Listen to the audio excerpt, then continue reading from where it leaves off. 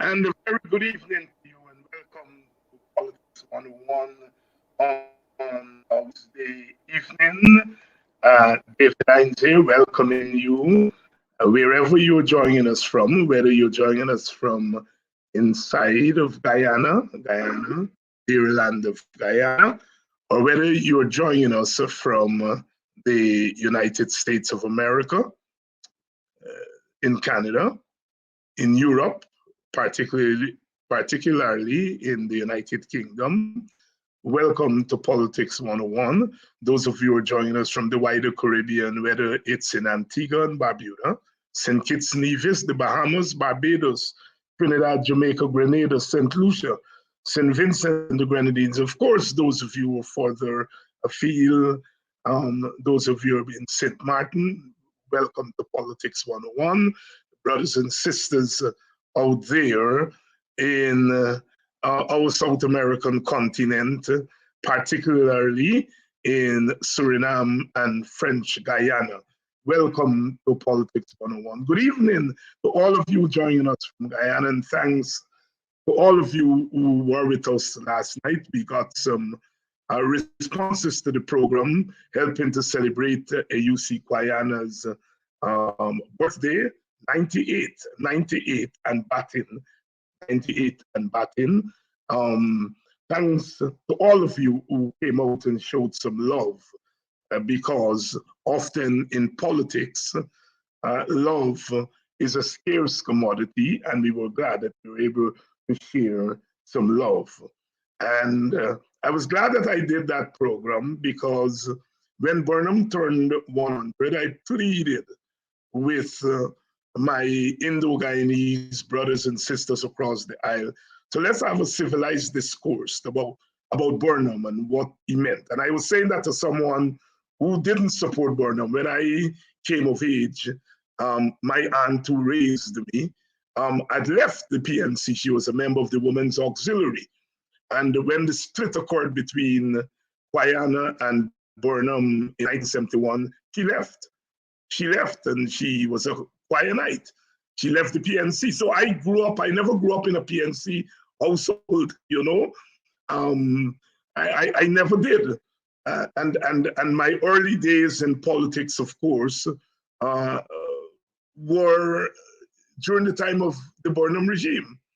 And I was part of the WPA, which was opposed to Burnham in many regards, Burnham's regime. But I was making the point when we were observing Burnham's 100th anniversary, that we were 6 decades into independence, and we must have learned something about political tribalism and how divisive it could be and how it could blind us to certain reality.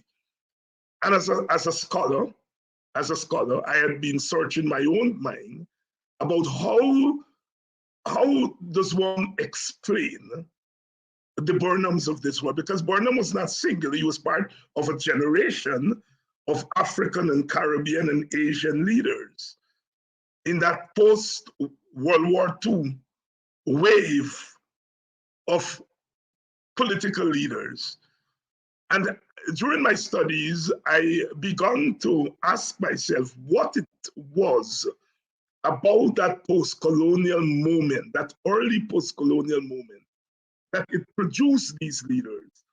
And then Nkrumah and Nyerere, these men, the two of them especially, played important roles, but yet they governed over the one-party state. And you know, and you ask yourself, Burnham, you know, likes it or not, he is part of that wave of post-colonial leaders. He had a positive impact. And some of us, the question, what was the cost of that impact to the larger society?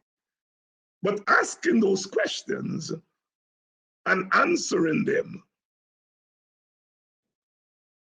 do not mean that you discard all of Burnham, because in doing so, we are discarding all of ourselves. Burnham came from deep within our Guyanese and Caribbean belly, to quote David Rudder. And so therefore, I wanted to initiate a discourse after 60 years of independence that speaks to, and I don't like the word, but I'm going to use it, that speaks to inclusivity. And the reason I don't like the word is not because it doesn't have meaning.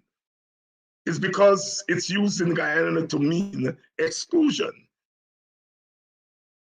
But the question arises that if you are a power sharer like myself, that believe ultimately for Guyana to advance, we have to be able to share the decision-making power. I am in no doubt about that. I do not have time for Jack Dio and Irfan Ali and Nandalal and these guys. I don't have time for them. But if half of the population votes for them, then I have to have time for them because they're representing people. And so therefore, I am intrinsically a power sharer. And one cannot share power with demons. And that is why I've refused to demonize Dragon. I've refused to demonize Burnham, because I have to share power with their representatives, their heirs, their party. And you can't share with demons. And Jack just found himself, he has found himself in that trap. He said the other day that he does not believe in power sharing because we don't share values. He doesn't share values with the PNC. By extension, you therefore saying you don't share values with those who vote for the PNC and have voted for the PNC historically. So something is wrong when you start off from the premise that there is them and there is us, and we don't share anything. And so therefore, I wanted to start that conversation about Burnham in February, because I knew in March, it was going to be Jagan's turn. And our Indo-Guyanese brothers and sisters, and I'm not just talking about the PPP, I'm talking about other Indianists, they refused to. They said Burnham was a demon, and no matter how much lipstick you put on him, still a demon. And so come March, when they said Jagan was the father of the nation, what do you expect the Burnhamites to say?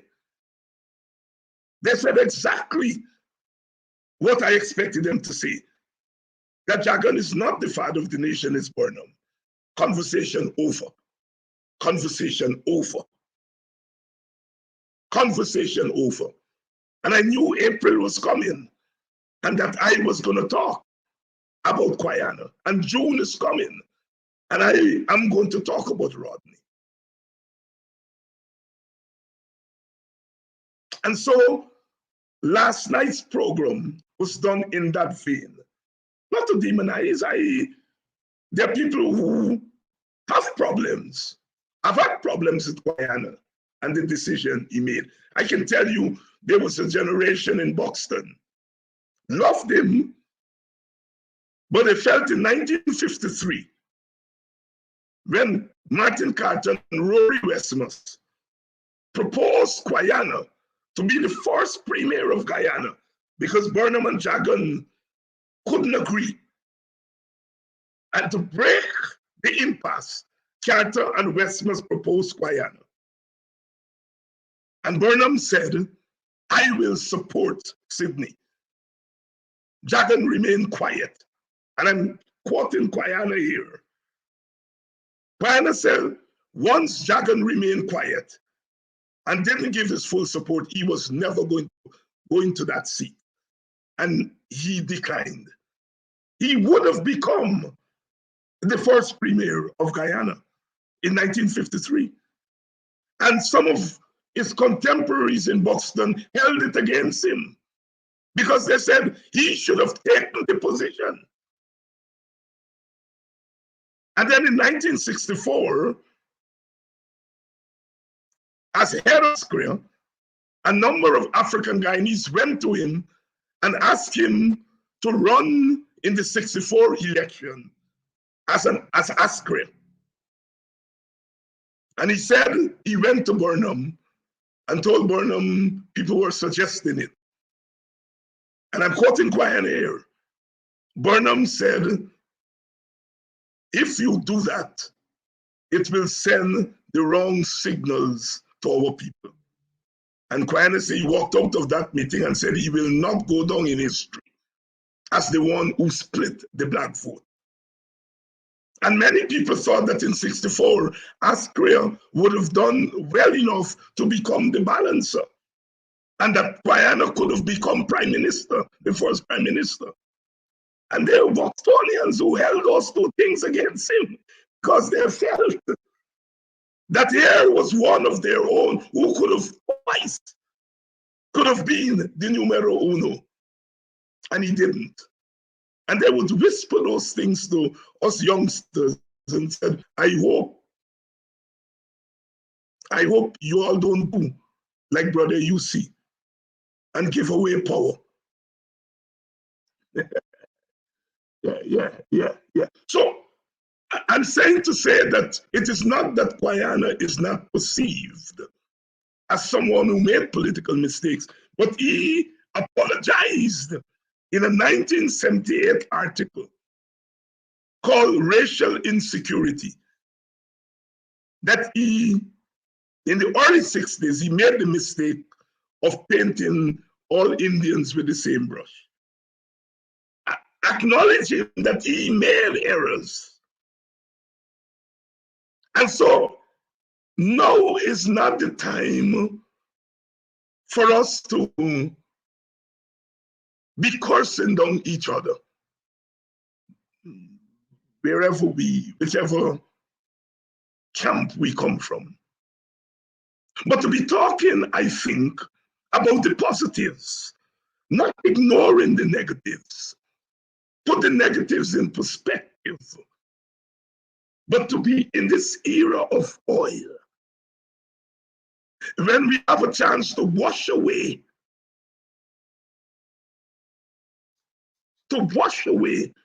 all the ugliness of the past that we see in the image and reality of poverty, that we ought to be talking up the positives of our experience, not ignoring the negatives, because that will be equally dangerous. Not to be guided by the negatives. That's the point I am making. Because we are at a critical juncture in terms of our own nationalism. You look at Trinidad, where are the Black powerists who tried and almost overthrew Eric Williams in 1970? Some of them are in the PNM itself.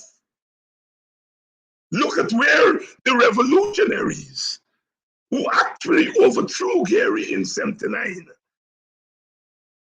Many of them are in the NNP, which is a successor to Gary's GULP.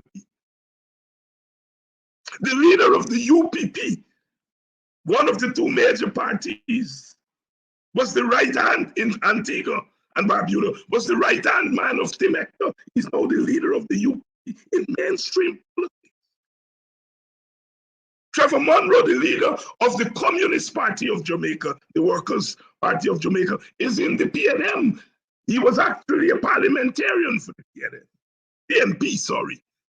And I can go on and show you that the left wing, the radicals who confronted their own leaders in the 60s and the 70s and the 80s, have now come together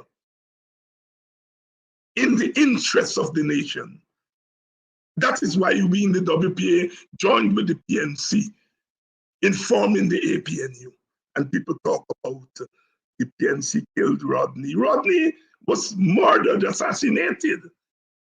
In 1980, we are 43 years later. Are you going to tell me that Aubrey Norton assassinated Rodney or Aubrey Norton was part of the cabal? It's nonsensical.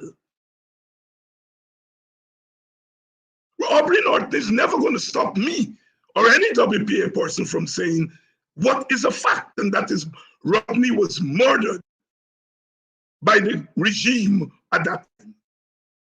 But are we going to be imprisoned by that? Or are we going to remove the shackles so that we can come together and build our Guyana? And that's the conversation I wanted to start with Ravi Dev and others, but they refuse to grant Burnham an inch. I, who was imprisoned under Burnham, who had comrades who were killed under Burnham, I was and am prepared to have that broad conversation. And those brothers refused. And so therefore, when it came to talk Dragon, they were on their own. Because Burnham's lieutenant, Hamilton Green, said plainly, Dragon is not the father of the nation. I don't have to agree with Ami, but I understand what Ami was reacting to and is reacting. And I tried to warn my brothers about that in February, but they cared not. And those are the people who are shouting from the mountaintop that people like David Hines is racist. They went to Babu John and used Jagan's memory to cuss stinking nationals, stinking. I do that. No, too much respect for that man.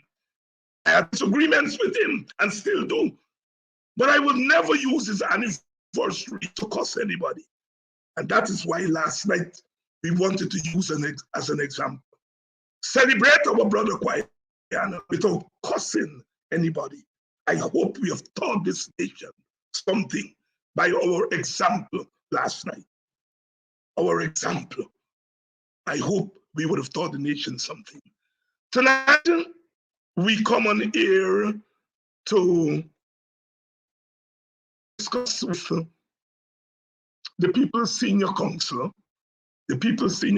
Nigel Hughes, an important document, I'm calling it a document, more article that he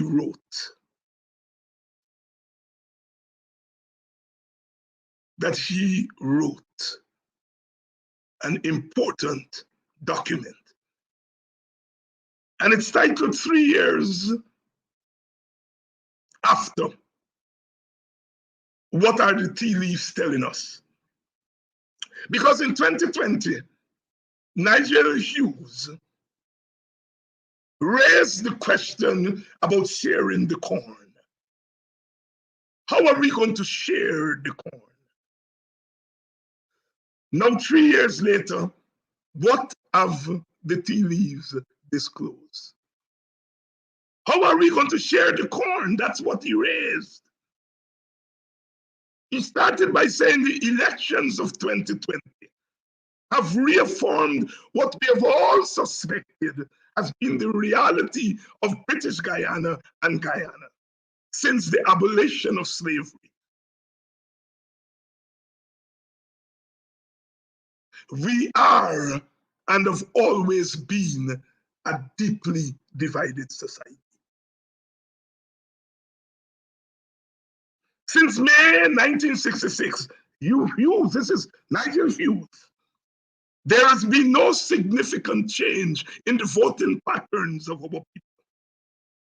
Whether driven by fear or loyalty, our main ethnic blocs have repeatedly reaffirmed the preference to be governed by their own kind.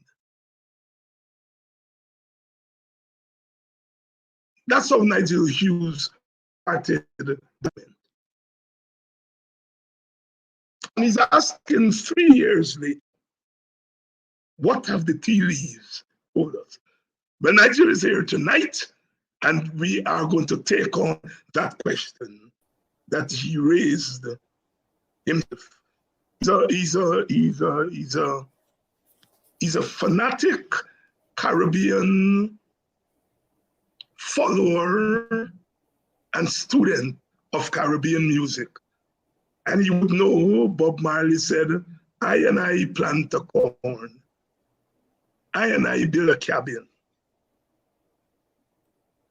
Now you look me in my face with scorn. Oh, didn't my people before me slave for this country. Now you look me with your scorn, and you eat up all my corn, and you know the rest. That's right. And David Rudder, at the end of the Cold War, wrote a calypso called 1990. And he talked about the shoulder, the eagle on the shoulder of the bear, or is it the other way around? And he asks whether the end of the Cold War would mean any change for the third world and for Black people and brown people. And he asked in that calypso, please make a liar of me. Please make a believer of me. Which one are you going to make, a liar or a believer? And here today, Nigel Hughes in through Rudderite, tradition, he's asking whether the 3 years since 2020 have made a liar of him or a believer. Nigel, believer or liar? David, I'd like to start tonight with your permission, first of all, by wishing Brother AUC the happiest of birthdays. I watched your program last night. I thought it was a fitting tribute, and I was particularly impressed with the history that you brought to bear, because quite often, especially in contemporary Guyana, we don't remember the struggles that all generations and all peoples in Guyana went through to bring Guyana to where it is today, which is not a happy place, but there were grave sacrifices made. And Brother Koyana stands at the top. I thought it was particularly educational because, particularly for young people, I was unaware that Koyana was the author of that statement, "This confounded nonsense." And just now, in your introduction, I did not know that Koyana was twice. I know he was once proposed as premier. I was unaware of the second occasion. So I want to thank you, because it's particularly important for people who want to discuss contemporary Guyana, that they are exceedingly familiar with the history of the country, with all its warts. You can't be familiar only with the good things that coincide with your view, but you've got to take into account those things that you may not have been happy with. And so I want to commend you, because quite often when we struggle for a better place, we forget to thank the people who are actively involved in the struggle. And you have been, and I just wanted to thank you for that. In response to your question of whether I'm a believer or not, I put that out there because, and I'll tell you the reason why I republished that article if I could.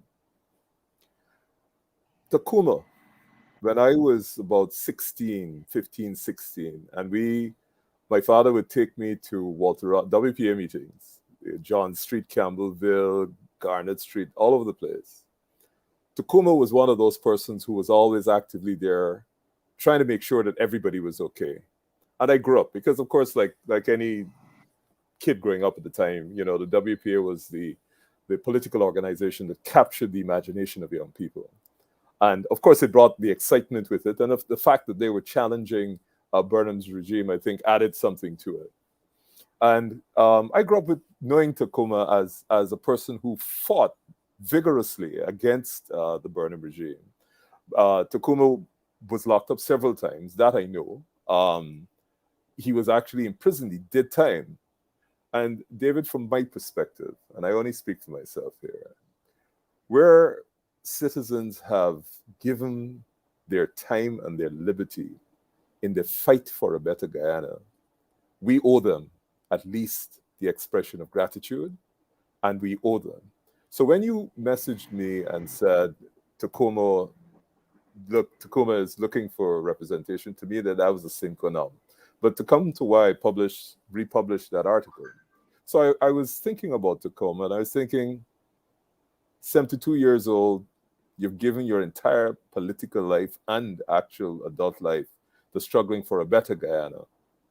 And if we compare where we were in 80 to where we are now in 2023, I am sure he goes through moments where he must think, what was this really for? Was it worth it? The one thing I can say about the political discourse in the 80s, certainly late 70s and 80s, it was of a much better and higher quality, even though one may say that the odds perhaps were a little stronger. So I thought about it, and then I went back to elections in 2020, and I thought of the old brouhaha, and thought, let me look back at what I'd written, and to see just as a measure, because that was a marker. That was written probably 2 weeks after the elections. There was a lot of noise being made about democracy, etc. I remember having a long conversation saying, look, this fight, the elections is really not the cause. It's just the occasion. And so I thought it might be useful as a country for us, for me certainly, and for those who I engage with, to look back at my assessment at the time, just to see whether we had made progress in the 3 years. And it was pretty frightening that we really had made no progress. As a matter of fact, from my perspective, one would probably say we've gone backwards. And it means that we have been marking time for 3 years. And in addition to that, we now have the real questions staring us in our face. It wasn't staring us in our face as obviously in 2020, because we were talking about, people were arguing about democracy and all sorts of things. But today, the question is the corn. The question is, how are we going to share the corn? And we know how the corn is being shared right now. I think Brother Bob was very, very clear in how the corn is being shared at the moment. And so I thought it was an appropriate time to republish that, so that we all collectively, those that despise the things that I say and you and I, that we could have a discussion about where we are and about the corn. And Nigel, lest people in the audience feel that it took the 2020 election for you to come to the realization about this corn, I want to take them back to 2018. In my village, our organization, the 1st of August movement, invited herself, C.Y. Thomas, and Brother Raphael Trotman. Raphael was not well, and he sent a representative from his Ministry of Energy at that time. And it was in 2018, August, that Professor Thomas unveiled what has now become the Buxton. Yep. And there is that picture of you holding the mic for Dr. Thomas as he made his presentation, holding the microphone.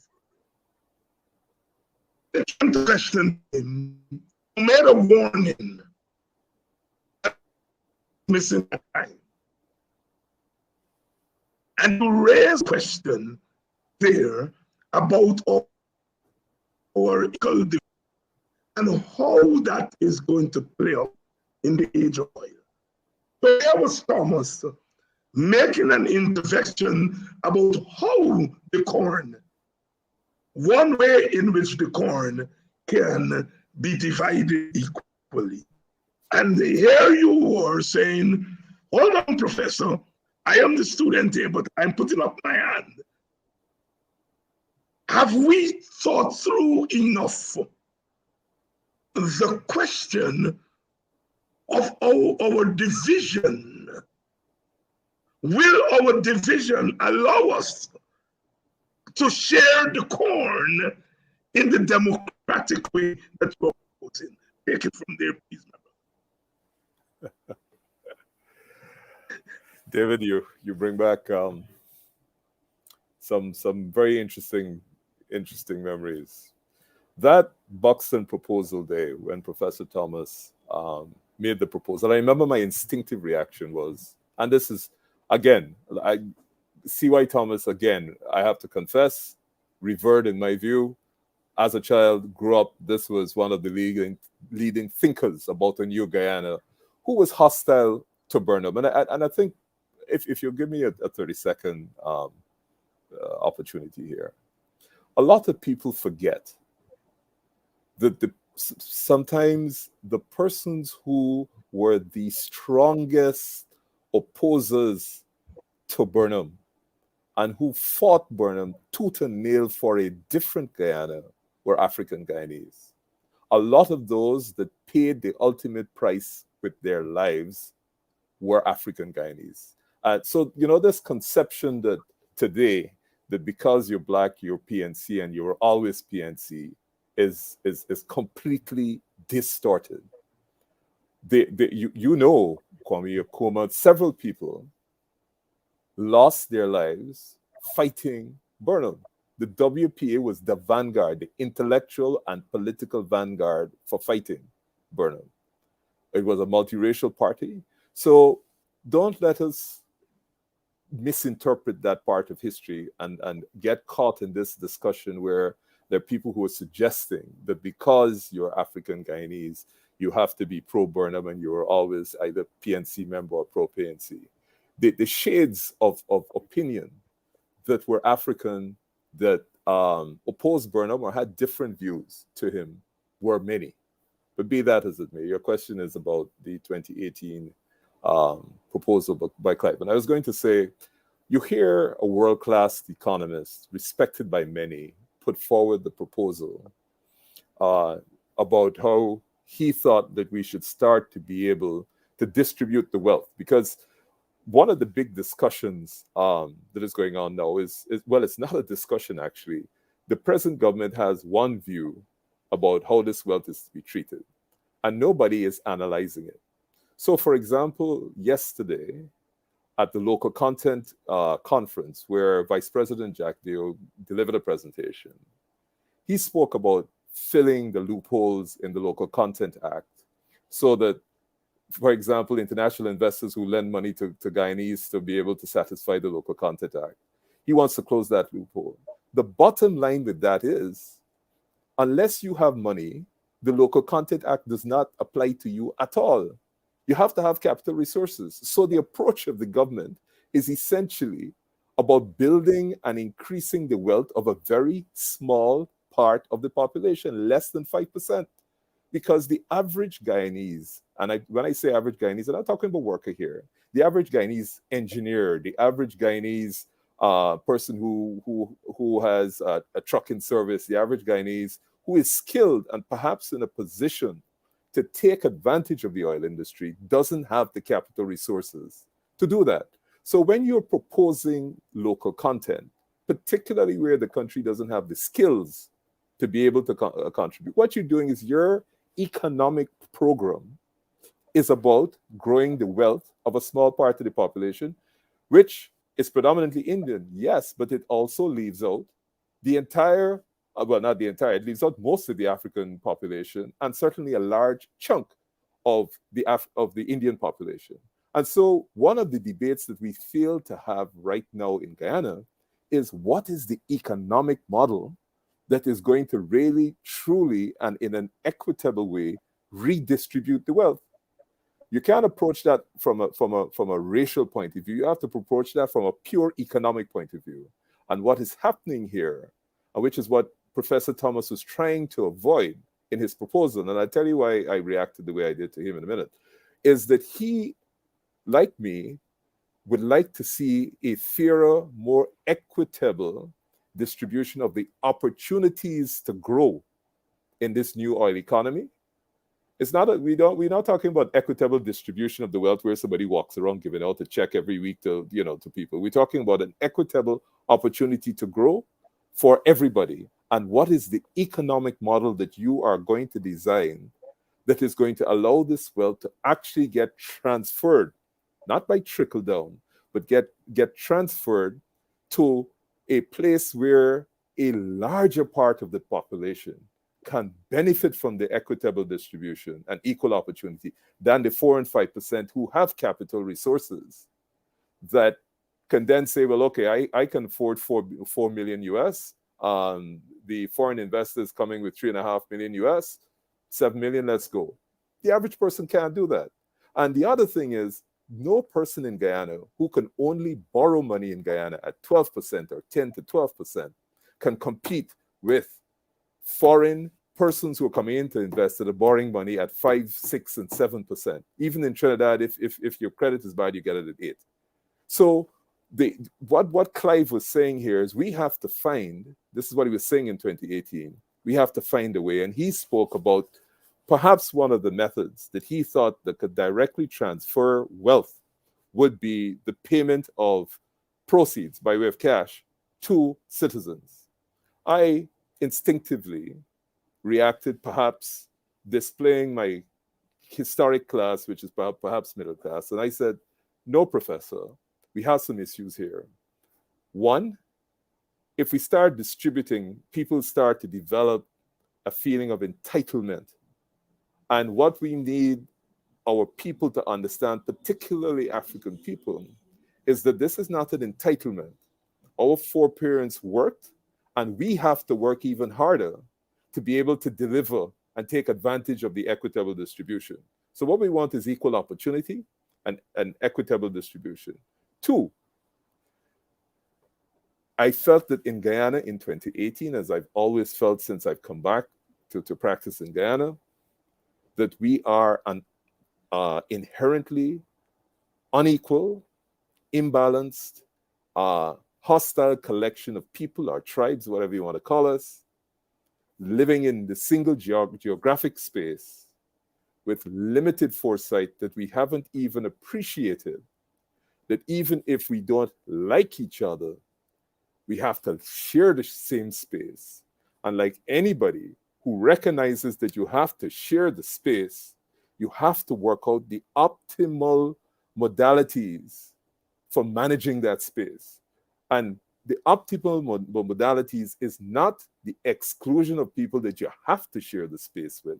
It's to work out a political system and structure that allows each of us, despite our differences, despite our suspicions, despite our lack of trust, to be able to feel that we have a fair share and an equal opportunity to participate equitably in this space. And that's before we even come to the question of reparations and history and contribution. Because in any society, you have to look at the contribution to what is the modern society and who made that contribution. And there can be no doubt that the modern Guyana, the infrastructure of modern Guyana, and Rodney spoke about this at length, that the infrastructure for Guyana was built on the backs of free labor by the enslaved. I noticed that one of our political commentators has now described this as transferred. So I suppose the new name is we are descendants of transferred Negroes. Yeah. But we don't want to get into that. Right. So David, that is what I think Professor Thomas was saying. And I was, like I said just now, those were my instinctive apprehensions. Yes, let's get back to the document. And I'm calling it a document because I think it's an important intervention that 3 years later, it resonates perhaps even more than it did 3 years ago. And after 3 years, and I'm going to ask you, although I think I know the answer, but I must ask you because we are involved in a conversation, even if the conversation is not embraced by all and sundry. Have we come to grips with the notion that if we do not endeavor to share the corn, we could sooner than later end up losing corn and husk. David, I say exactly that. And that is the history of countries that don't pay attention. Guyana right now is perhaps the most attractive location for people who are interested in oil. I don't say for investment, for people who are interested in oil. And oil, as you know, is perhaps the most politically volatile commodity in the history of this planet for the last 40, 50 years. People have gone to war and there are constant wars over it. We have been gifted this find, not we, the find has been located in Guyana. We don't have the wherewithal to understand what goes on in oil politics globally.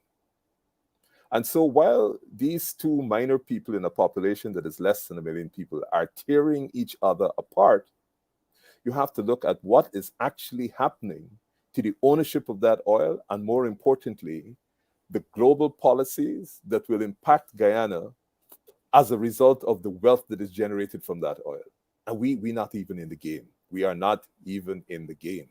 So by the time we have fought, and I think, and sadly, I think it's inevitable that we're heading there, given what's going on in the society. When we finish that domestic battle, this economy will be so tied up in hands that are not Guyanese, worse than colonial times. When you used to say Booker Guyana, because you felt Bookers owned the whole country, we are going to end up in a position that is worse, and it's going to be far more sophisticated because the instruments which are going to be used to tie the economy up and divert ownership elsewhere other than in the decision-making processes of the nationals of the country. By the time we wake up, we're in a different world. We are going to be in a different world. And it's not like long ago where you got to have transport over a specific plot of land. You can tie up the national debt globally in financial institutions that can completely wreck your economy. And we don't have a diversified economy. We've never had. We've always had a one-product economy. Sugar's finished oil. And we won this lottery and we're thinking it's absolutely fantastic. And we don't even have collective decision-making about how we are going to build the future of this country. Now, how are you going to do that? How can you have one side of the coin, 51% of the population, 52% of the population, making every single decision about the future of this country alone without consultation with the other 48% of the country, and expect that you're going to have optimal decision-making, but more importantly, that the decisions you make are not going to be subject to reversal when there's a change in government. You can't run a country that way. You just cannot. Nigel Hughes here tonight talking about the corn. How are we sharing the corn? How are we going to share the corn? He's revisiting something he wrote 3 years ago. And he's asking, what do the tea leaves tell us 3 years after? Nigel, look, I have decided in this phase of my activism that I think African Guyanese are in trouble, economically, trouble politically, increasingly psychologically in trouble. And I have decided that in this phase of my activism, that I am going to put a lot of energies into restoring some dignity, some sense of balance among African Guyanese, because I think if we don't have that sense of balance and that sense of dignity and consciousness, that Guyana is doomed. African Guyanese are too central to the Guyana cosmos, that we cannot leave them out in the pasture. And so I have decided on that. But I have friends and comrades who call me and said, well, David, you must talk a little bit about Indians. David, you must talk a little bit about socialism. David, you must talk a little bit about imperialism and oil. I get that every day because David become a Marxist again. My friend Rafi loves to tell me that because I come out of a radical Marxist tradition. So I have people who are telling me, speak about all of these things. And I go back to that night, 2018 moment on that stage at Friendship Primary School in Buxton. And I have to confess that at that time, I didn't realize that oil was going to bring the collision of all of these things. And each element of all these forces would want you, the activists, to engage their element. How do you deal with the collision of all these elements that are at play? Race, class, gender,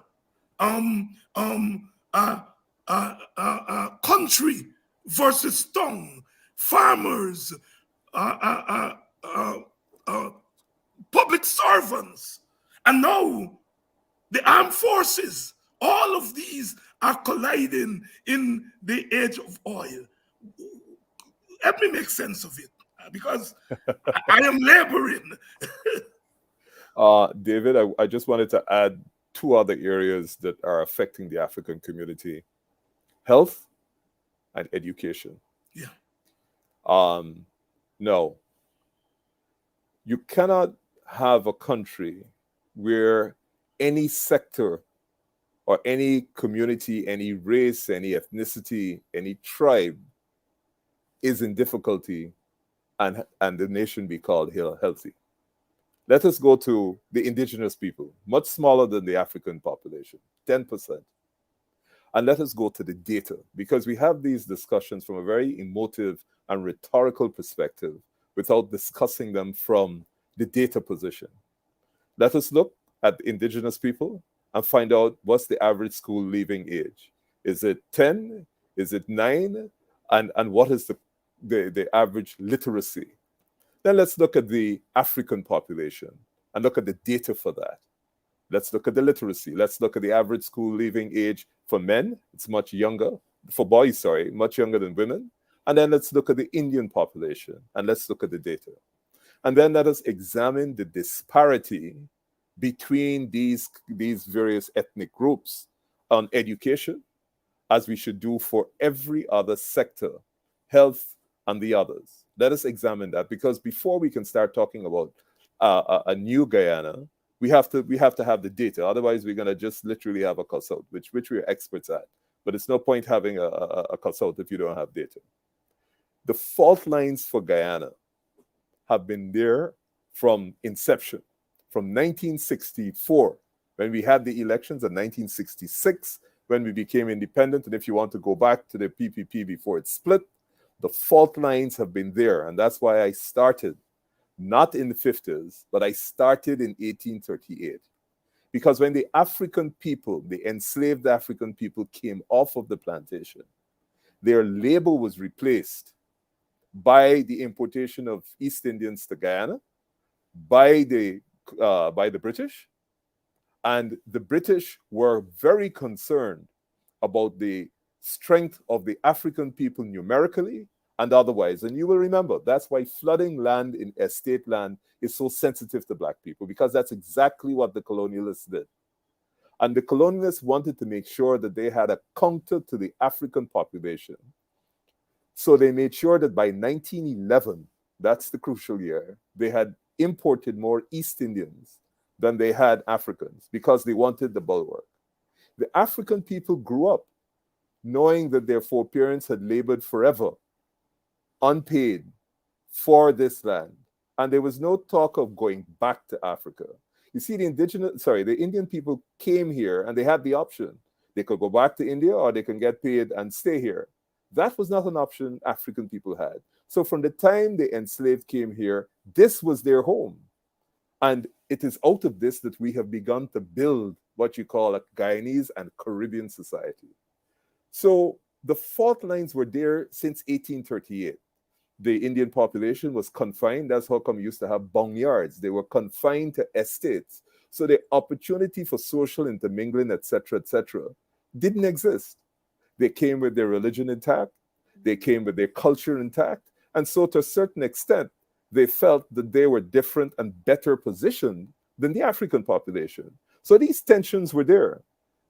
Our foreparents had to migrate to the cities to get work simply because they started to shut down the economic opportunities in the villages. Only the Portuguese got licenses to sell in shops. So Black entrepreneurism in terms of being able to sell in Black communities didn't exist because they didn't get licenses. So we've always had these fault lines way before we got into the 1900s. They were there from the start. The Portuguese sent breads were 1899. These fault lines have been here forever. We've had some great opportunities and demonstrations of collective action. Remember when they shot the Indian workers in Rumvelt? You had the African people who marched. We have had those opportunities, but as a people, we have never had a collective common set of ideals, and we have to accept that. And we have to understand that that's not because we want to be that way. That's historically how we got there. So those fault lines are there. It is always in a crisis or in a time of abundance that those fault lines get big and be more pronounced. And that is what has happened to us now. The amount of money that comes with oil, the first thing that surfaces is greed. I want this for me, and I don't want you to get this. And so all those ugly fault lines about how this society was built and structured. We never had a conversation about how we were going to build Guyana. We've never had, and that's why I keep saying we occupy a common geographic space, but we have never had a conversation about that. Our national motto, one people, one nation, one destiny. If you have a candid conversation with a lot of people who are not African, they will say that that was a PNC imposition on Guyana. And it comes with the national songs. It's only now people beginning to sing national songs because a lot of that, in the 70s, David, you start singing national songs, people tell you you're PNC. Yep. I mean, one of the best national songs I have heard, and I come from a family that opposed Burnham, was I Want to Build This Land That Belongs to Me. Oh, yes. The National Service song. And I remember when I was in Saints, that was considered a PNC government dictatorship song. I come back as a student, having read Fanon and all that stuff, and it's a completely different perspective. But that's what we grew up in. If you sang, I want to build this land that belongs to me, fantastic lyrics, that was considered PNC. And if you ask 90% of the middle class Black people from the 70s and 80s, they will tell you there was a Burnham song and that they had a natural, hostile reaction to it. So Guyana has a lot of nuances that we don't want to explore. What has happened is the present economic policies have pushed all of the African Guyanese backs against the wall economically. They don't have a chance. They can't participate.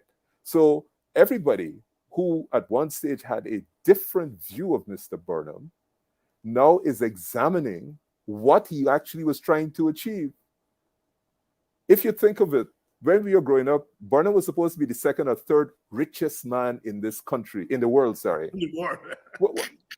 Burnham's estate, I mean, if you look at his children, if you look at his widow before she died, it is evident that Burnham gave his life to the country. He didn't acquire great wealth. But you see that, and again, and you touched on this in the introduction, the left in the Caribbean, one of the reasons I think there's been a migration from the extreme left to the center of politics is because what is happening in the Caribbean is now we understand, I think, better.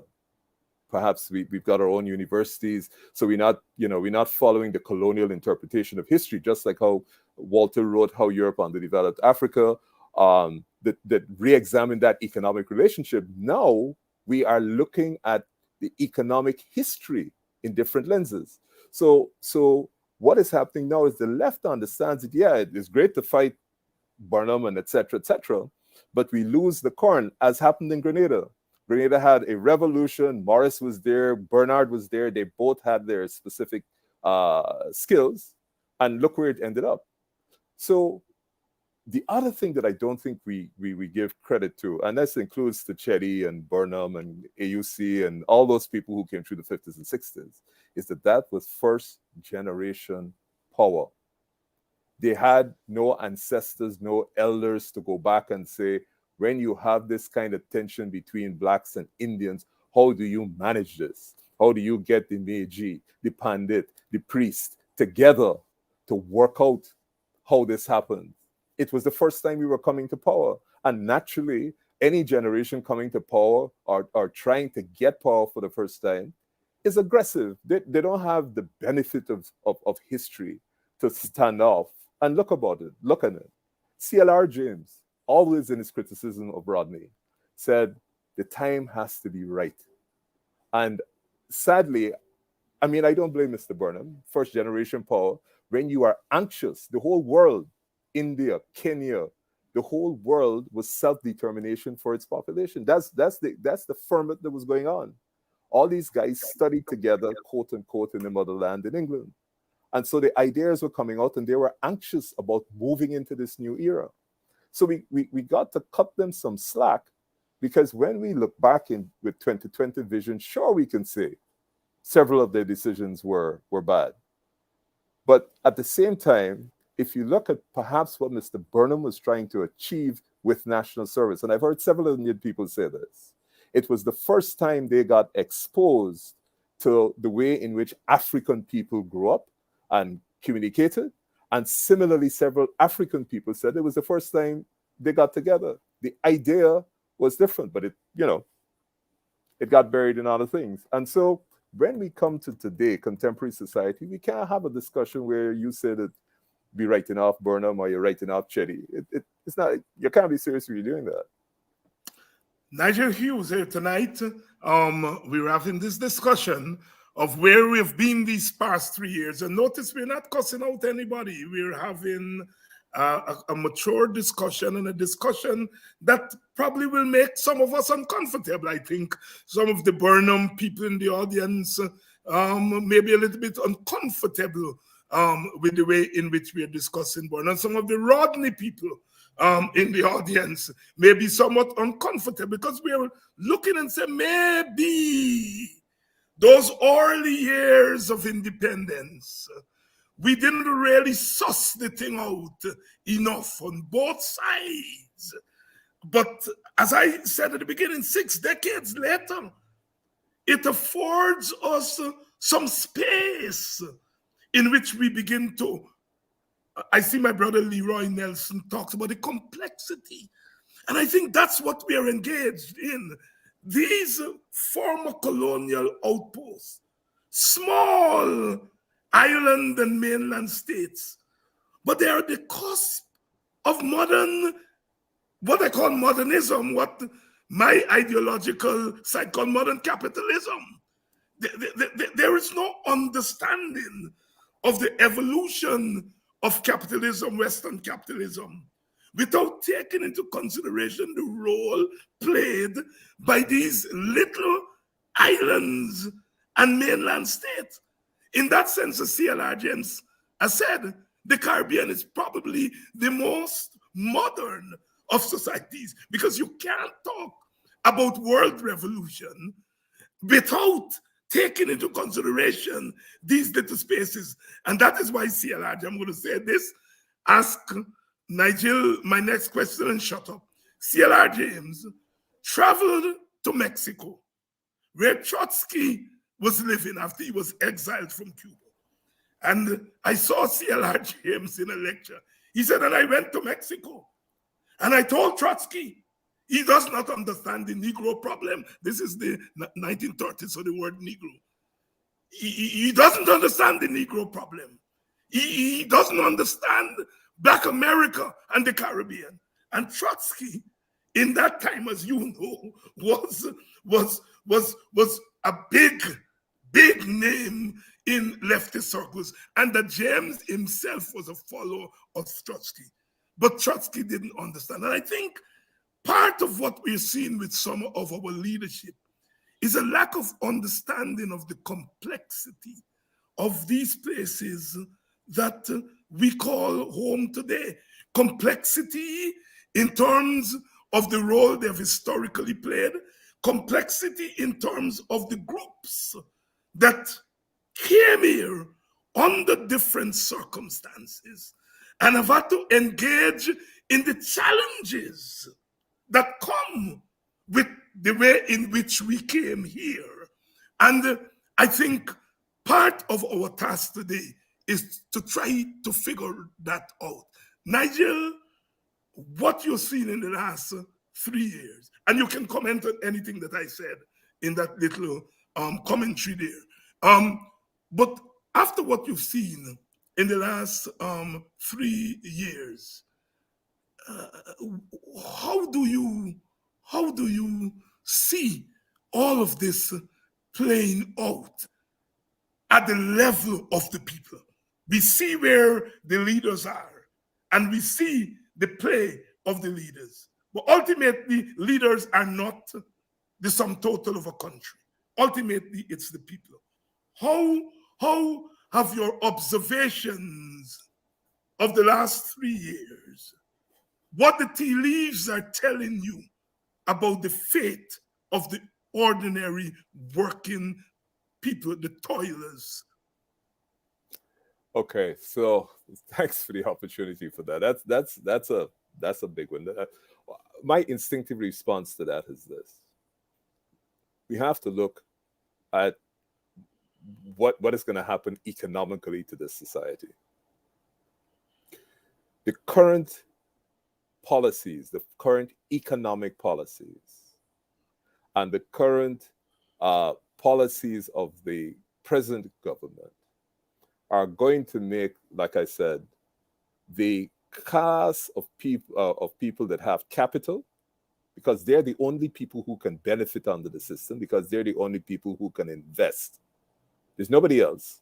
Local content, you have to have money to enter into a joint venture with a foreign company. So only the people that have capital resources will benefit. So the next thing you have to look at is who has capital resources. That's an obvious thing. If I cannot raise 10 million US dollars to invest in marine services, I'm out of the game. I might get employed, I might do well, I might be an engineer, and they might give me 2 cars. I tie you up in a mortgage for 30 years and be happy. But the only people who are going to make capital, or who are going to make money, is that very small class. Let's just look at that data. You're then going to have the next band of people who are providing some services. All middle class. Well, this is going to be the new middle class. That's also going to be small. When you look at, just let me go back and make this point with capital. There is virtually no capital available in the African community for serious investment. That's a statement of fact. But we have to make sure we publish that data. We have to make sure that data is available, just as how when I put together that program about economy and justice, the work has to be done. And we have to start off by saying, what are the capital resources of the African community? This is not a discussion about how they ended up there. That may help you, but it is, you have to deal with what you have. And so the class with capital will do exceedingly well. Coming out of schools, don't get sidetracked by the fantastic results of people doing 25 subjects. Look at how every year, what is the mean age for people leaving schools and qualifications. In the urban society, boys are leaving school at 11, some not even finishing primary school. By definition, David, with the best will in the world, if all you have is a primary education, your future is dead unless you're into illegality. You cannot make it in an oil economy with a primary education. Can't happen. So it's either you're going to wait for somebody to come around and give you a check every $5,000, every whatever, or your future is dead. When you have a primary education and you can't keep a job, and the Lamborghinis and the Ferraris and the fancy restaurants are going up, and you are walking in that society, you don't have to go further than 55 minutes from Guyana to Trinidad and Tobago, because we seem to believe that criminals don't have PhDs. Criminals have the better resources than the legitimate people in the world. And so look at what happened in Trinidad, and is it happening in Trinidad and Tobago? It is only a matter of time before kidnapping starts in Guyana. I don't wish it, but it's going to come. Because to that primary school leaver, I can't go and get a walk. They're going to allow me to buy a car. So I am, and I'm not going to sit down for the next 50 years of my life and say, oh God, things are hard. I am going to take my share because I am seeing everybody else taking their share. And what I'm going to do, I am going to stick people up. Now, that is going to become a racial problem. Why? Because more Indian people got money than Black people. That's a fact. You don't go stick up Black people and ask for ransom, and then the people don't have the money to pay you. That is inevitable, but that is going to be misinterpreted as political action of African people targeting Indian people. To me, it is a natural consequence of economic deprivation. You don't rob people that don't have money. It's a waste of time. So that is going to happen to thousands of people, because thousands of people, male urban people, are not graduating beyond primary school. And in an oil economy, this is the number one political and economic commodity in the world. You got to have the smarts. So that's what's going to happen. Now, you don't see it in the indigenous community because they're invisible. They don't live in the coast. They live in the interior. So the deprivation and the fact that their people are also not graduating, going beyond primary school, is not as impactful for several reasons. One, their communities are not urban. They can go back, they can farm, it's subsistence, existence. And so the impact is not as hard.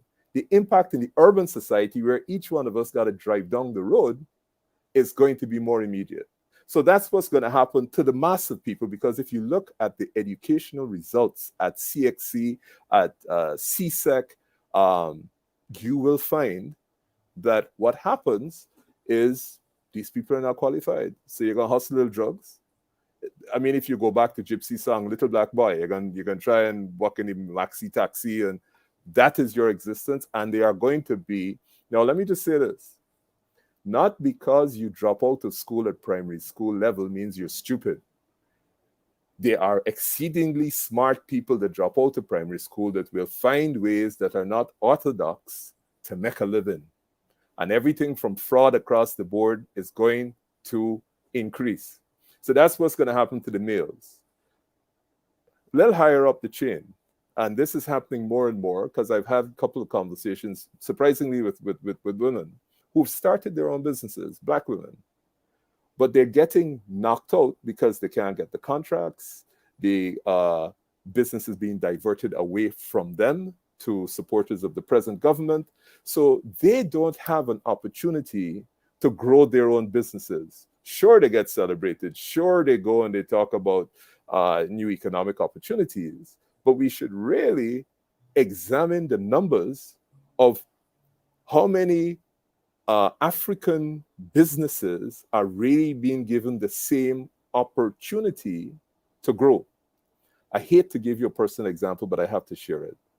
I got an email from a major client, US, yesterday that said, "Dear Nigel, we are very happy with your service, responsive, etc., etc. However, for us to be able to improve the prospects of our client succeeding in Guyana, we have been advised by our suppliers to look for alternate legal representation." This is commercial oil and gas. Namalan, this is Nigel Hughes, who is not invisible. Come 2, 3, 4, 5 levels down, where it is not that obvious.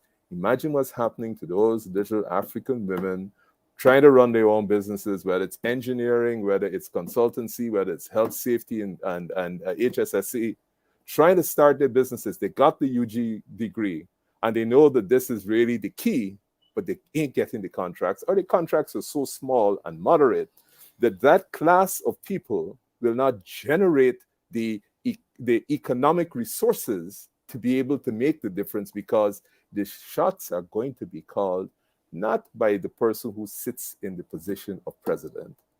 It's going to be called externally, because the main levers of this economy are going to migrate out of this country rapidly. And we don't even have the intellectual resources to sit down together and say, this is what we are facing. How do we begin to implement policies today that will stave off what is going to come generally? We are playing in big boys league. Oil can buy the best resources, research and otherwise, on the planet. Think about it. Who are we? We, where our universities don't even have research capacity, whether it's in economic science, to begin to believe that we are on the same footing when it comes to negotiating or anticipating or predicting the future. And it is not as if we've decided we are going to put our resources in artificial intelligence, which will be able to predict what the various outcomes are. Forgive me for doing this. When we went to negotiate about this contract, just think about it. Exxon is the biggest oil company on the planet. Just think of what that buys you in terms of resources. Who are we sending to negotiate? Who? Who do we believe has the capacity to begin to have that conversation? And these are the realities that we're going to face. But to come back to your question, so we're going to end up with the super rich. The families of the super rich are going to live outside of Guyana. That has been the history of the Caribbean. Whether in Jamaica, whether in Trinidad, whether in Barbados, the rich people will live where they can take the benefit of the first world. So they probably all live in Florida somewhere, or somewhere along, Georgia, that sort of belt, unless somewhere else becomes fashionable. But they will work here because it will become too dangerous from a personal safety point of view to survive in Guyana. It is not a pretty picture. And then when you add the corruption for law enforcement that is present today, you will remember in Trinidad and Tobago about 3-4 years ago, when there was a spate of kidnappings, that it was the police who were part of that plan. And that is going to be inevitable, because there's so much money that is going to be made off of kidnapping that the law enforcement agencies are going to get perverted. And we seem to think that corruption is acceptable because we pay the guy on the road some money. Don't put me through. But when it becomes pervasive, you have to live with the consequences of it. Mexico, 30,000 people shot by one cartel. When you get to that stage, the government doesn't have control. And it is so easy in Guyana to reach to that position. Come on, we can't even keep Iterengbang. We cannot even protect the people in Iterengbang. If tomorrow the Sindicato stormed Iterengbang, who we send in and in what? Well, they flying in Karaya plane and Jerry Gavaya plane to Iterengbang, with people sitting on the ground with AK-47s after they blow up the runway and they can't land. We not real. We pretend to be real. We couldn't seriously happen. And if you go to those border towns, I've had the pleasure of going there for pro bono work, you will see how easy when you sleep in that village. Anybody could run in the village in the night, stick up any village and leave, and we have zero capacity to respond. Now, we fighting ourselves in Georgetown, but you can give up a country two ways. You can give it up by actual physical invasion, or you can give it up by means of surrendering it because you don't have the capacity to protect it. Nigel Hughes here tonight. Nigel, you know, one of the things I learned from political activism, especially from the Rodneys and the Kwayanas, is that as you engage the struggle, you're constantly learning. And we have, from my reading here, live, and I can only read the destinations, the 5 destinations that I point the show. We have here live 2,885 people live. And that's only from the 5 destinations that I can see on my screen here. And I peek at the comments sometimes, and I've been trying to put some of them. But what amazes me is the awareness of our people that we are having a discussion tonight that means a lot. They use their own words, well said, intellectual, and so on and so forth. But it's the consciousness that they are in the presence of a conversation that somewhere in their minds they know that we must have. And they're realizing that we are having it here.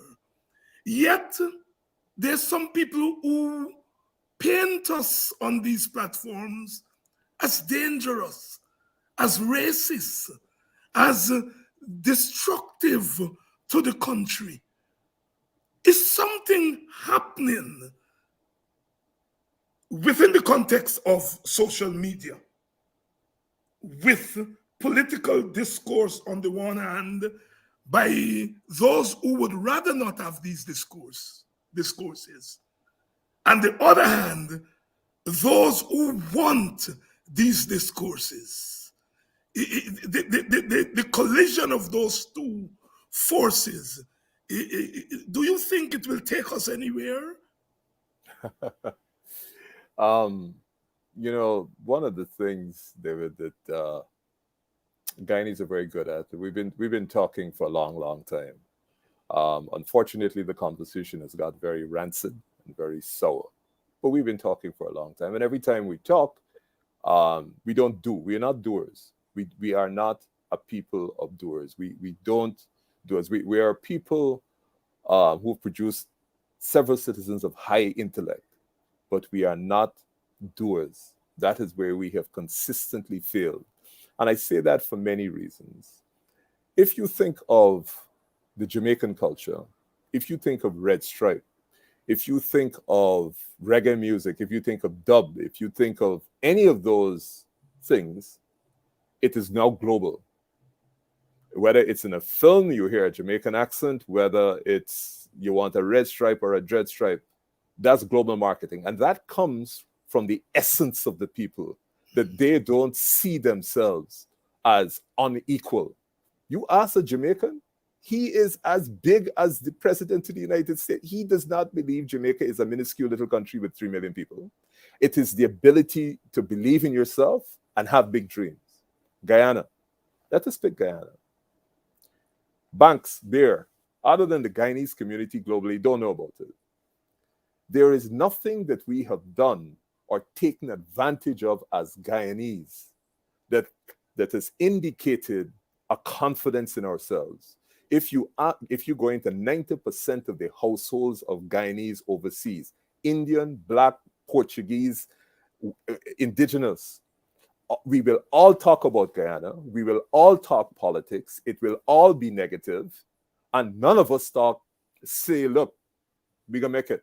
I know things hard, we just don't have the capacity as a people. We're not a people. We don't have it. Whether it's because we have been born in this strife. Compare that to a Jamaican who he doesn't care.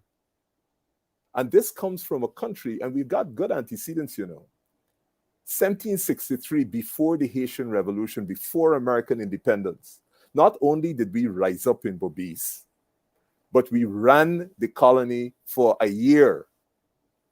Internal strife caused problems. We don't celebrate. If you look at cricket, we had the greatest cricket team in the history of the planet was captained by a Guyanese. Why we can't celebrate? Why can't we take from that what it took and say, yeah, this is Guyana? Every time, you think of anything Guyanese, we are instinctively negative. And that's why I say we don't have the sense of nation. Trinidad, that has the same racial division. They believe in Trinidad. Carnival, the Trinidadian calendar from the time they hit October, it's carnival. It's not Black Carnival, Indian Carnival, Red People Carnival, Douglas People Carnival. It's carnival. They celebrate their people. And they celebrate what they have created of their culture. And that is what Jamaica does. Jamaica gave us Marley, and then you come forward, they gave us Buju. They give us just the attitude. Jamaica is an attitude. We don't have a Guyanese attitude. If you ask us what's a Guyanese attitude, we don't have it. And so the idea of a nation state has to start from in here. We got to believe in it. We don't. We spend so much of our energy just trying to beat up somebody else or explain why things so bad. Yes. Our instinctive reaction is can't. My father always used to, as children, say, don't start off by telling me you can't do it, because there's nothing that you cannot do. And that is our instinctive reaction, whether you're Indian, whether you're Black, whatever. And so we have this discussion, David, while we're having this discussion, great intellectual discussion, we're not doers. Tomorrow morning, Nigel Hughes is not getting up to go and do something about it. David, I commend you. You will continue to be an activist, but in terms of doing something concrete about changing our circumstances, it ain't happening. We're too busy right now in the African population trying to survive. And the problem with that is that where you put people in difficult circumstances, they will adopt difficult methodologies to get out of it. You don't have to look for it. Tomorrow morning, you're getting up to go and defend Takumo Ogunse. And that is as concrete as they come. I know you're being modest. But I have you there. And I'm so glad you raised that question, because part of what we do here every night is to try to instill, well, first African Guyanese, that confidence in yourself as a Black people, and nothing to be ashamed of. And if that confidence can translate into be a confidence about our Guyana, but here they are telling people, oh Lord, racism they're teaching them. We're gonna jail them for telling people to be like the Jamaicans, the Trinidadians, the Antiguans, to be confident. Go ahead. I was going to say this. We must not be embarrassed to discuss race. We must be comfortable discussing race. And if you think about it again, the second you start to talk race, people get nervous. As if you're going to attack them. We have to celebrate, let me say this, we have to celebrate our Indianness of that part of the population. They have done tremendously well. I applaud that. It is in that context that we have to begin to have that conversation. We have had some tremendous people who have come from every sector, and it mustn't be a cause of embarrassment. Why, I know if I can talk to the Rohan Kanai, because we come from different perspectives, and unless we learn and appreciate where the other person comes from respectfully and be willing to listen, we're wasting time. The two major parties in Guyana, and I made this in the point, don't want to touch race. And both of them depend on racial votes. How are you beginning to move forward? How are you beginning to move forward where the two major parties that get collectively between them in excess of 90 to 95% of the vote do that on the basis of race, but are afraid to acknowledge it? And we fall into that trap, and we don't want to have the discussion. Come on. Nigel Hughes. Nigel, Takumo Ogunse goes to court tomorrow. Lawyers say you don't discuss a case. It's sub judice and all those kinds of things. And so I'm not going to ask you any direct question, any comment, any report you want for us. I know you're very good at giving reports, updates on your Facebook page, so we know what's going on with some of these cases that you have been doing. And I want to thank you at a personal and political level for doing that kind of work. You know, I come out of a tradition that when I was young, the people of your father's generation, the lawyers, the legal icons, they came to the WPA office and they volunteered to defend us. We didn't have to call them. And when I see you, I remember Peter Britton until he died. Whenever he saw me, he said, "You are now famous. Tell them I was your lawyer." And Benjamin Gibson, Key Gibson's father, would say the same thing to me. "You are now famous. Tell them a BV lawyer." A BV, because Benji was from BV. A BV lawyer defend you. Nigel, I just want to say thank you. No. Because in the best tradition of lawyering. David, I am humbled by it, but I will say this. I am merely the instrument and vessel through which the ancestors placed me here to assist this generation the best I can to move forward.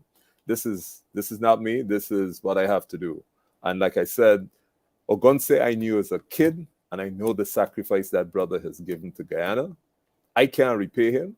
The least I could do is use what I have, which I believe is some legal skill, to attempt to address him when he is in difficult circumstances. And I appreciate what you said, but just to understand that we are just part of the continuum. We are just part of the continuum, and we have to. It is almost imperative that we express our gratitude to those that have struggled to ensure that we can at least enjoy the comfort that we do at the moment, which is not much, but at least we are here. Yes, and let me thank young Darren Wade for being part of that tradition as a youngster. I think we ought to be very, very proud of him. Ogunse goes to court tomorrow. What? Okay, so tomorrow, what happens is the magistrate so Ogunse was charged under what's called the penalty section of the Racial Hostility Act.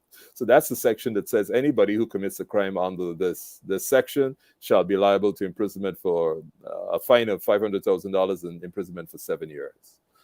It doesn't say specific above it. There are two other clauses that create offenses. And our point on that was that you can't charge us under the penalty, you got to charge us under one of the two, because we need to know specifically what it is that you're alleging he did, which offense he committed. So the prosecutor, Mr. Mandel Moore, on the last occasion probably anticipated that we were going to take that point. He laid over his submissions. We asked for a couple of days to lay over ours, which is what we're going to do tomorrow. And we've said to the magistrate anyway, however you rule, we do need those particulars. So tomorrow we lay over the submissions. Her worship will either rule tomorrow or rule on another day. And then we will ask for disclosure of the statements of the witnesses who the prosecution intend to lead. We will examine those statements with a view to preparing our defense of Mr. Ogunse. When we get the statements, we certainly will share them with you, Mr. Ogunse, and the rest of the team.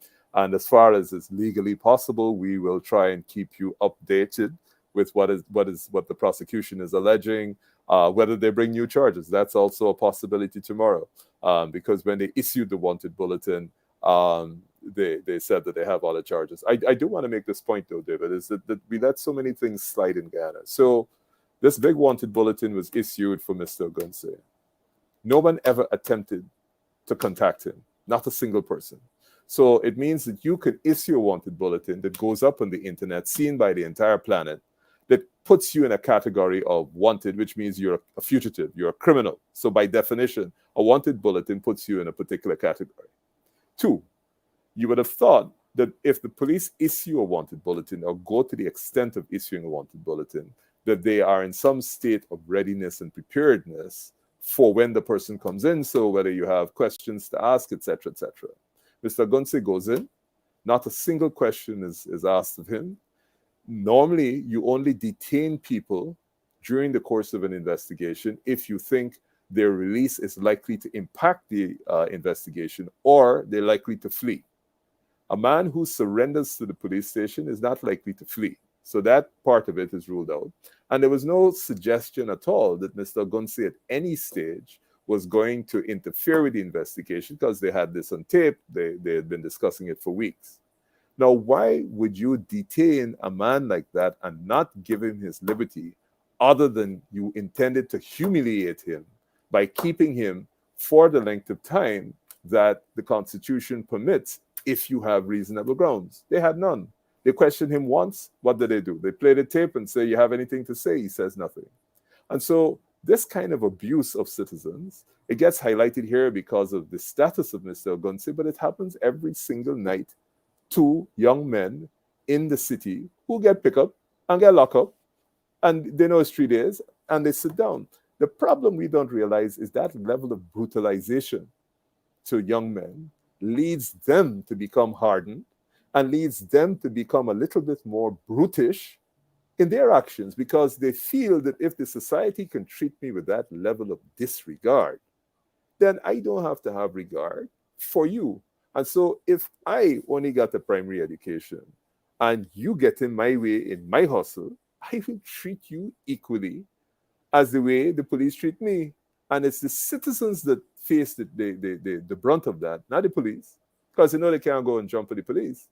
And so we continue to degrade the society. We continue to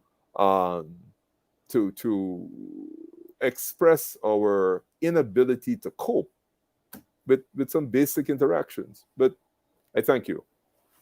And I thank you, Brother Nigel, for coming on and for going beyond the call of duty. We went over by more than half an hour, but it was worth it. The audience has stayed with us, and they're all expressing their gratitude for, and they are saying it, the level of civility in the discussion. I think sometimes we underrate our people's ability to imagine another world, as Andaye would put it. Imagine that another world is possible. And they know it when they see it, when they smell it. Nigel, thank you so much for coming on. And I shall hear from you tomorrow as you go to court in defense of a brother. Thank you very much. Thank you. Good night, and good night to your listeners. And I want to say thank you all, and the WP, on behalf of the WP, I want to thank all of you who have contributed to the defense fund. You know, our brother was put on $100,000 bail. We were able to bail him from that fund. We don't know if other charges are coming. We don't know what other fees. So we welcome those of you who've contributed to the fund. We are going to formally say thanks to all of you. In an individual capacity, but for now I want to say on behalf of the WPA, thanks to those of you who've contributed to the fund. We would like to ask those of you who have not gotten around yet to contribute to the fund to please do so. The Cash App handle is on there, the PayPal handle, which is the same as the Zelle handle. Thank you all so much. We know 11 Dotty Bildam, and times are rough. Times are rough. But I always remember in the old days when I came out in politics, we used to pass the hat around at public meetings. And, you know, those old ladies and old men would put their 25 cents, which was a lot of money in those days, their 10 cents. When you see $1, you highlight up. But that was the tradition at public meetings. All the parties did it. And so those people come to public meetings with their little donation to give to the political parties. As we've moved further away, we have lost that tradition, you know, but what is lost can be regained. Circumstances can push us back there. Thank you all tonight. And tomorrow night, we're going to have our last program for the week, because, you know, this is Holy Week. After tomorrow, it will be Good Friday, Easter Saturday, or Holy Saturday, I think they call it, Easter Sunday, and I think Easter Monday. But certainly the next Good Friday, Easter Saturday, Easter Sunday will be off. And so tomorrow night will be our last show before we do what we got to do. And you all know, some of us, the crucifixion is important, but a lot of us, it's about the resurrection. The resurrection. So Easter has great significance to our people. Good night. Good night. On behalf of Brother Nigel, I want to say thanks and that we love you all, and we are trying to build a society of reason, a community of reason. Dr. King talked about the beloved community. We are talking here about a community of reason. Reason that is grounded in resistance. We got to do something. That's what Brother Nigel said. We have to be doers. Doesn't mean that you go and behave crazy on the road and you go picketing, and that's not the only thing that we can do. C.L.R. James says, there is always something to be done. Always. And we've got to become doers. And some of you, like I said, have done something by contributing to the Defense Fund.